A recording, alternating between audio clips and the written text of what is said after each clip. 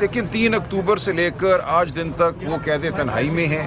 पहले 5 दिन जो हैं बिजली काट दी गई थी उनकी बिल्कुल, जिसका मतलब है कि 5 साढ़े 5 बजे के बाद वो अंधेरे में रहे।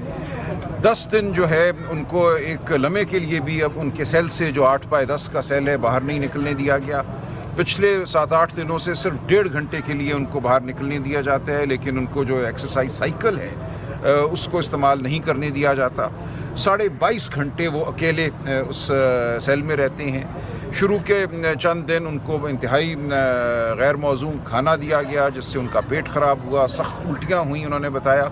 अब ठीक है उनकी हालत उस हवाले से, लेकिन ये कोई तरीका नहीं है। अखबारात उनके बंद कर दिए गए हैं, टीवी बंद कर दिया गया है, उनको बिल्कुल एक कैद तन्हाई में डाल दिया गया है। किसी से वो बात नहीं कर सकते। उनकी बेगम साहिबा जो अडयाला में ही हैं, उन तक रसाई नहीं है।